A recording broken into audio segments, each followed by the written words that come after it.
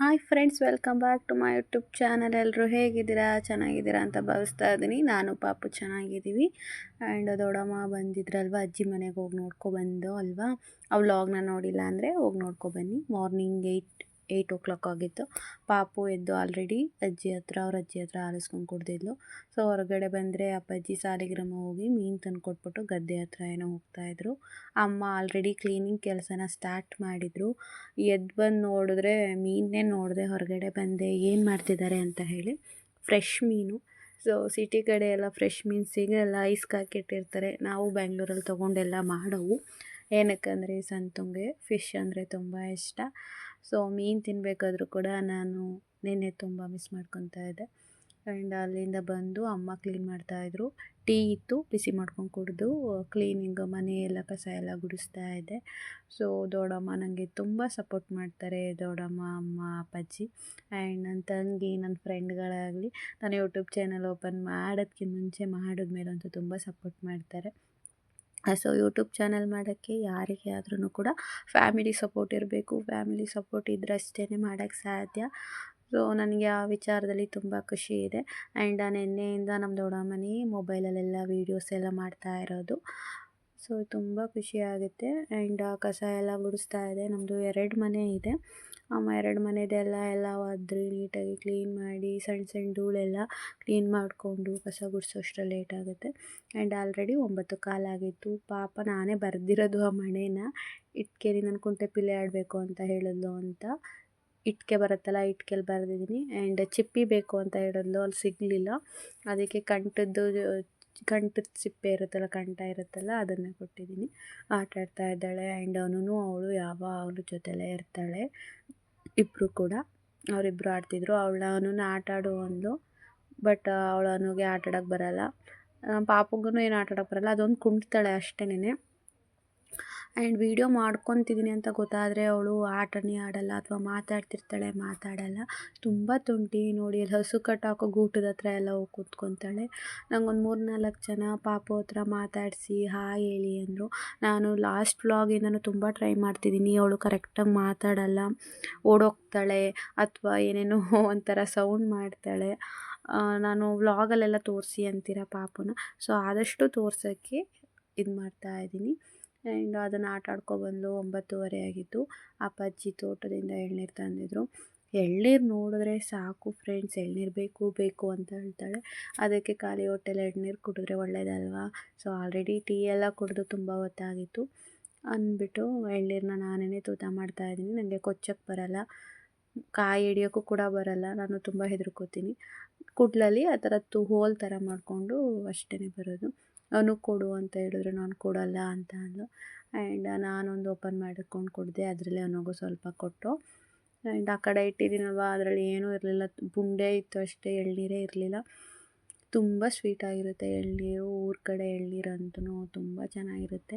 And ನನಗೆ ಗಂಜಿ ತಿನ್ನೋಕ್ಕೆ ತುಂಬ ಇಷ್ಟ. ಪಾಪುಗೂ ಇಷ್ಟ. ಎಳೆ ಗಂಜಿ ಬರುತ್ತಲ್ವ, ಅದನ್ನಂತೂ ತುಂಬ ಇಷ್ಟ. ನಾನು ಊರಿಗೆ ಬಂದಾಗಿಂದ ಎಳ್ನೀರು ಕುಡಿತಾನೇ ಇದ್ದೀನಿ. ಪಾಪುನು ನಾನು ಅಪ್ಪಾಜಿ ತೋಟದ ಹತ್ರ ಹೋದಾಗೆಲ್ಲ 2 ತರ್ತಾನೆ ಇದ್ದಾರೆ. ಆ್ಯಂಡ್ ಈ ವಿಡಿಯೋದಲ್ಲಿ ಅವಳೇ ಮಾತಾಡ್ತಾ ಇದ್ಲು, ಹಾಯ್ ಫ್ರೆಂಡ್ಸ್ ಹೇಗಿದ್ದೀರಾ ಅಂತ. ನಾನು ಜೋರಾಗಿ ಮಾತಾಡು ಅಂದೆ, ಬಟ್ ಅವಳು ಜೋರಾಗಿ ಮಾತಾಡ್ತಾ ಇರಲಿಲ್ಲ. ಹಾಗೆ ಎಳ್ನೀರು ಕುಡ್ಕೊಂಡು ಗಂಜಿ ತಿಂತಾ ಇದ್ದಾಳೆ ನೋಡಿ. ಸ್ಪೂನ್ ಕೊಡು ಅಂತ ಹೇಳಿ 2 ನಾನೇ ತಿಂತೀನಿ ಅಂತೇಳಿ ತಿಂತಾ ಇದ್ದಾಳೆ. ನಾನು ಕೊಡಲೇ ಇಲ್ಲ. ಇವತ್ತು ತಿಂಡಿ ಮಾಡಿಲ್ಲ. ಮೀನು ಸಾಂಬಾರು ಮಾಡೋಣ ಅಂತ ಹೇಳಿದ್ರೆ ಕರೆಂಟೇ ಇರಲಿಲ್ಲ. ಅದಕ್ಕೆ ಮಧ್ಯಾಹ್ನಕ್ಕೆ ಮೀನು ಸಾಂಬಾರು ಮಾಡ್ಕೊಳ್ಳೋಣ ಅಂತ ಹೇಳಿ ತರಕಾರಿ ಸಾರಿತ್ತು, ಅದಕ್ಕೇ ಮಾರ್ನಿಂಗಿಗೆ ರೈಸ್ ಮಾಡಿದೆ. ತಿಂಡಿ ಮಾಡಿರಲಿಲ್ಲ. ಆ್ಯಂಡ್ ಕೆಲಸಗಳು ಕೂಡ ಏನೂ ಇರಲಿಲ್ಲ. ಸಾಂಬಾರಿತ್ತು, ರೈಸ್ ಮಾಡಿದೆ, ಮನೆ ಕ್ಲೀನಿಂಗ್ ಎಲ್ಲ ಆಯಿತು. ಅಮ್ಮ ಪಾಪ ಇನ್ನೂ ಮೀನು ಕ್ಲೀನ್ ಮಾಡ್ತಾನೆ ಇದ್ದಾರೆ. ಹೆಚ್ಚು ಕಡಿಮೆ 40 ಮಿನಿಟ್ಸ್ ಮೇಲೆ ಅವರು ಕೂತ್ಕೊಂಡಿದ್ದು ಎದ್ದೇ ಇಲ್ಲ. ಅದಕ್ಕೆ ಹೇಳ್ತಿದ್ದೆ, ಕರಿ ಮೀನನ್ನ ಸ್ನಾನ ಮಾಡಿಸಿ ಅಜ್ಜಿ ಬಿಳಿ ಮೀನು ಮಾಡಿದೆ ಪಾಪ ಅಂತ. ಆ್ಯಂಡ್ ಆಲ್ರೆಡಿ ತಿಂಡಿ ಹಾಕಿಸ್ಕೊಬಂದು ಓಡಾಡ್ತಾ ಇದ್ಲು ರೋಡಲ್ಲೆಲ್ಲ. ಮತ್ತು 10:30 ಆಯಿತು. ಇವತ್ತು ಉಳ್ಕೊ ಅಂತ ಎಷ್ಟು ಹೇಳಿದ್ರೂ ಕೇಳ್ದಾನೆ ರೆಡಿಯಾಗಿ ಅಂಗನವಾಡಿಗೆ ಹೋಗ್ತಾ ಇದ್ದಾಳೆ ಪಾಪು. ನಾನು ಹೋಗಲಿಲ್ಲ ಇವತ್ತು, ಅಮ್ಮ ಹೋದರು. ಅವಳನ್ನ ಬಿಟ್ಬಿಟ್ಟು ನಮ್ಮ ಪಕ್ಕದ ಮನೆ ಇದ್ದು ರೇಣುಕವ್ವ ಅಂತ, ಈಗ ಅವರು ಬೇರೆ ಬೀದಿಲಿದ್ದಾರೆ. ಬೇರೆಯವ್ರದ್ದು ಮನೆ ತೊಗೊಂಡು ಅಲ್ಲಿ ಹೋದರು, ಮನೆ ಚೇಂಜ್ ಮಾಡಿದ್ರು. ರೇಣುಕವ್ವಂಗೆ ಸ್ವಲ್ಪ ಹುಷಾರಿರಲಿಲ್ಲ, ಹಾಸ್ಪಿಟ್ಲಿಗೆಲ್ಲ ಇದಾಗಿದ್ರು. ಸೊ ಅವ್ರನ್ನ ಹೋಗಿ ಮಾತಾಡ್ಸ್ಕೊಬರೋಣ ಅಂತ ನಾನು, ದೊಡ್ಡಮ್ಮ 3 ಜನನೂ ಹೋಗಿದ್ದು. ಅವ್ರ ಮನೆ ಕುರಿ ಆಡುಗಳನ್ನ ಸಾಕಿದ್ರು, ತುಂಬ ಚೆನ್ನಾಗಿದ್ದವು ಆಡುಗಳು. ದೊಡ್ಡಮ್ಮ ಕರೆದುಬಿಟ್ಟು ತೋರಿಸ್ತಾಯಿದ್ರು, ನೋಡು ಎಷ್ಟು ಚೆನ್ನಾಗೈತೆ ಆಡುಗಳೆಲ್ಲವ, ಎಷ್ಟು ಚೆನ್ನಾಗಿ ಆಟ ಆಡ್ತಾವೆ ಅಂತ. ಹಾಗೆ ಅವ್ರ ಮನೆ ಕೊಟ್ಟಿಗೆಗೆ ಹೋಗಿ ನೋಡಿದೆ, ನನಗೂ ತುಂಬ ಇಷ್ಟ ಆಯಿತು. ಆ್ಯಂಡ್ ಅಕ್ಕಪಕ್ಕದ ಮನೆಯವರು ಯಾರೋ ಒಬ್ಬರು ಬಂದು ಕೂತ್ಕೊಂಡು ಮಾತಾಡ್ತಾಯಿದ್ರು. ಅದನ್ನು ಹಾಗೆ ಕ್ಲಿಪ್ಪಿಂಗ್ಸ್ಗಳನ್ನ ತೊಗೊಂಡೆ. ಅವ್ರ ಮನೆ ಹೆಚ್ಚು ಕಡಿಮೆ 1 ಅವರ್ ಕೂತ್ಕೊಂಡು ಮಾತಾಡಿಸ್ಕೊಂಡು ರೇಣುಕವ್ವ ಅವ್ರ ಮನೆ ಟೀ ಕುಡ್ಕೊಂಡು ಮನೆಗೆ ಬಂದ ನಂತರ ಪಾಪನೂ ಕೂಡ 2:30ಗೆಲ್ಲ ಅಂಗನವಾಡಿಯಿಂದ ಬಂದು ದ್ರಾಕ್ಷಿ ಹಣ್ಣಿತ್ತು, ದ್ರಾಕ್ಷಿ ಹಣ್ಣು ಕೊಡು ಅಂದ್ಲು. ಅಂಗನವಾಡಿಲೇ ಊಟ ಕೊಟ್ಟಿರ್ತಾರೆ ಆ್ಯಂಡ್ ಅಲ್ಲೇ ಮಲ್ಕೊಂಡು ಬಂದಿದ್ದಾಳೆ. ಆಲ್ಮೋಸ್ಟ್ ಅಂಗನವಾಡಿಲೇ ಮಲ್ಕೋತಾಳೆ. ಅವ್ರು ಊಟ ಮಾಡಿಸ್ಬಿಟ್ಟು ಮಲಗಿಸ್ತಾರೆ.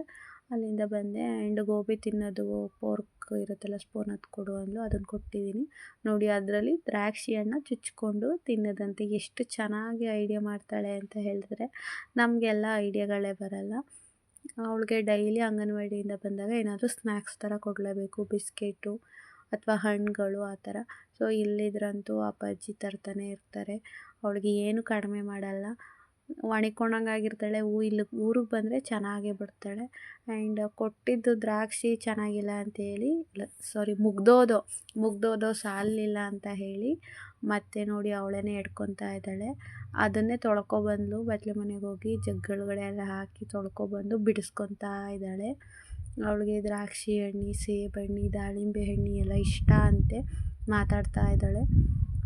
ನೀಟಾಗಿ ವೀಡಿಯೋ ಮಾಡ್ತಿದ್ದೆ. ಅಮ್ಮ ನೀಟಾಗಿ ಮಾತಾಡಬೇಕು ಅಂತೆಲ್ಲ ಗೊತ್ತಾಗಲ್ಲ, ಅವಳು ಇನ್ನೂ ಚಿಕ್ಕವಳಲ್ವ, ಕಿರಿಚ್ದಂಗೆ ಅವಳಿಗೆ ಹೆಂಗೆ ಬೇಕು ಹಂಗೆಲ್ಲ ಮಾತಾಡ್ತಾಳೆ. ಅದಕ್ಕೆ ವಾಯ್ಸ್ ಓವರ್ನೇ ಕೊಡ್ತಾ ಇದ್ದೀನಿ. ಅವಳು ಅದೇ ಹೇಳಿದ್ದು, ದಾಳಿಂಬೆ ಹಣ್ಣು, ಸೇಬು ಹಣ್ಣು ಎಲ್ಲ ನನಗೆ ಇಷ್ಟ, ಹಣ್ಣು ತಿಂದ್ಬಿಟ್ಟು ಶಕ್ತಿ ಬರುತ್ತೆ ಅಂತೆಲ್ಲ ಹೇಳ್ತಾ ಇದ್ಲು.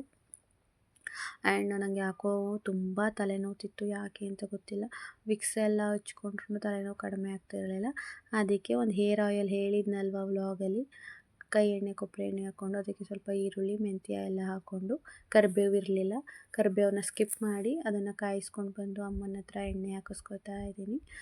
ಆ್ಯಂಡ್ ಪಾಪುನೂ ಕೂಡ ಅಲ್ಲೇ ಆಟ ಆಡ್ತಾಯಿದ್ಲು, ಅನ್ನೋ ಜೊತೆ ಬಂದುಬಿಟ್ಟು ನಾನು ವೀಡಿಯೋ ಮಾಡ್ತೀನಿ ಅಂತ ಹೇಳಿ ಫೋನೆಲ್ಲ ಹಿಡ್ಕೊಂಡು ಏನೇನೋ ವಿಚಿತ್ರ ಮಾಡಾಕಿದ್ಲು.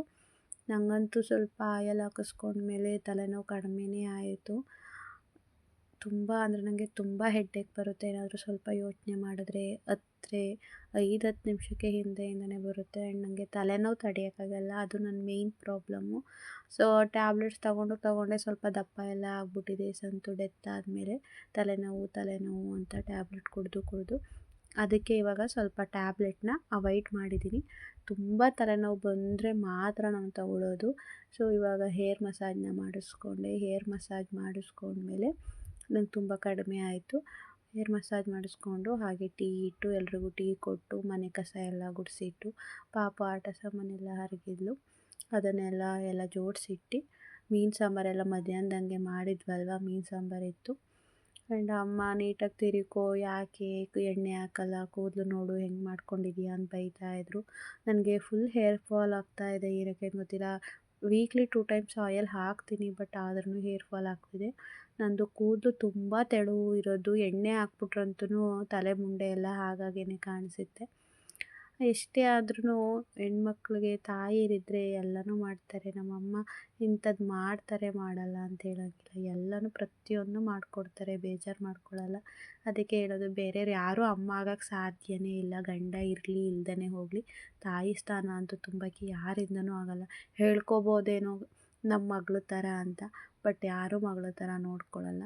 ತಾಯಿ ಒಬ್ಬರೇನೆ, ಏನೋ ಸಿಟ್ಟು ಬಂದಾಗ ಬೈಬೋದೇನೋ, ಅಷ್ಟು ಬಿಟ್ಟರೆ ತುಂಬ ಪ್ರೀತಿಯಿಂದ ನೋಡ್ಕೊಳ್ಳೋದು, ನಮಗೆ ಒಳ್ಳೆಯದನ್ನು ಬಯಸೋದು ನಮ್ಮ ತಂದೆ ತಾಯಿಗಳಷ್ಟೇನೆ. ಆ್ಯಂಡ್ ನನಗೆ ಆಯಿಲ್ನ ಹಾಕಿ ಪಾಪುಗೂ ಕೂಡ ಹಾಕ್ತು. ಅಲ್ಲಿ ನೋಡ್ಬೋದು ಈರುಳ್ಳಿ ಎಲ್ಲ ನಮ್ಮಮ್ಮ ತೆಗ್ದು ಎಸ್ತೈತೆ. ಪಾಪು ತಲೆಗೆ ಹಿಂಗೆ ತಿಕ್ಕೋದು, ಈರುಳ್ಳಿ ಕಾಯಿ ಸಿಕ್ಕಿದ್ರೆ ಎಸೆಯೋದು.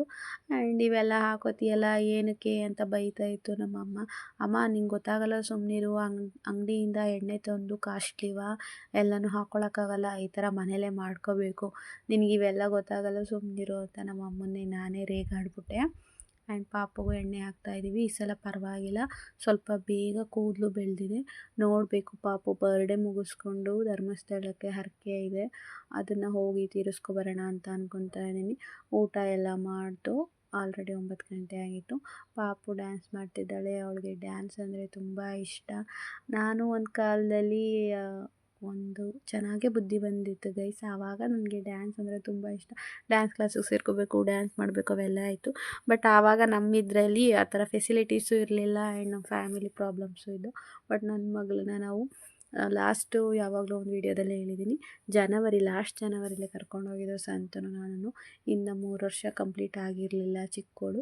ಬಟ್ ಡ್ಯಾನ್ಸ್ ಮಾಸ್ಟರ್ ಹೇಳಿದ್ದು ಒಂದೇ, ಇವಳು ತುಂಬ ಚೆನ್ನಾಗಿ ಮಾಡ್ತಾಳೆ ಇವಳು ಏಜ್ಗೆ ಡ್ಯಾನ್ಸ್ನ. ಬಟ್ ಅವಳು ನಾವು ಹೇಳೋದನ್ನು ಅರ್ಥ ಮಾಡ್ಕೋಬೇಕು, ಅರ್ಥ ಮಾಡ್ಕೊಂಡು ಮಾಡೋದಕ್ಕೆ ಇನ್ನೂ ಟೈಮ್ ಬೇಕು, ಒಂದು 6 ಮಂತ್ಸ್ ಬಿಟ್ಟು ಕರ್ಕೊಬನ್ನಿ ಅಂತ ಬೆಂಗಳೂರಲ್ಲಿ ಹೇಳಿದರು. ಬಟ್ ಅಷ್ಟರಲ್ಲಿ ಏನೇನೋ ಆಗೋಯಿತು.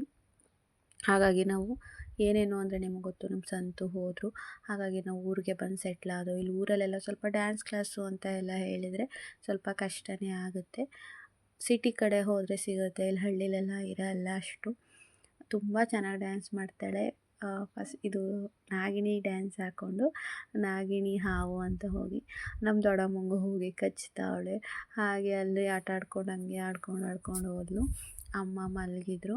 ಸೊ ಸಂತು ಫೋನ್ನ ತಂದ್ಬಿಟ್ಟು ಸಂತು ಫೋನಲ್ಲಿ ಅವರು ವೀಡಿಯೋ ಮಾಡ್ಕೊಂಡಿದ್ರಲ್ಲ ಅಪ್ಪ ಮಗಳು ಆಟ ಆಡೋದು ಇದು ಮಾಡೋದು, ಅದನ್ನೆಲ್ಲ ಹಾಕ್ಕೊಂಡಿದ್ಲು.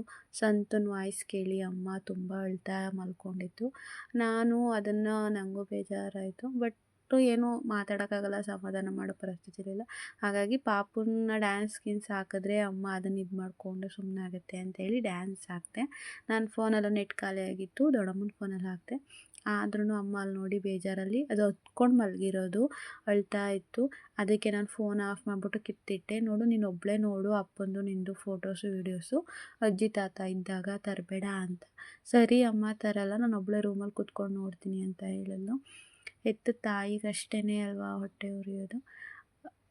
ಮಕ್ಕಳ ಜೀವನ ಹಿಂಗಾಯಿತು ಅಳಿಯ ಇಲ್ಲ ಅಂತ ಬೇರೆಯವರು ನೆನ್ಕೊತಾರೋ ಬಿಡ್ತಾರೋ, ನಮ್ಮಮ್ಮ ಡೈಲಿ ಒಂದು ದಿನನಾದರೂ ನೆನ್ಕೊಳ್ಳುತ್ತೆ.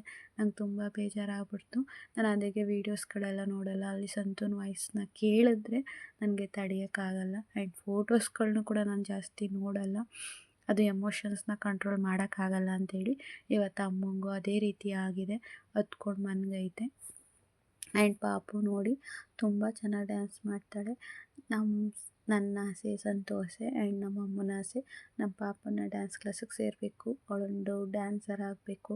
ಮತ್ತು ಇದು ಡ್ಯಾನ್ಸ್ ಶೋಗಳಿರ್ತಾರಲ್ಲ ಇಲ್ಲೆಲ್ಲ ಹೋಗಬೇಕು, ನಮ್ಮ ಪಾಪು ಟಿ ವಿಲಿ ಬರಬೇಕು ಅಂತ ನಮ್ಮಮ್ಮಗೆ ತುಂಬ ಆಸೆ ಇತ್ತು. ಅದನ್ನು ಸಂತು ಹತ್ರನೂ ಕೂಡ ಹೇಳಿದರು. ಸಂತನು ಸರಿ ಅತ್ತೆ ಸೇರ್ಸೋಣ ಬಿಡಿ, ಡ್ಯಾನ್ಸಲ್ಲಿ ಅವ್ಳಿಗೆ ಇಂಟ್ರೆಸ್ಟ್ ಇದೆ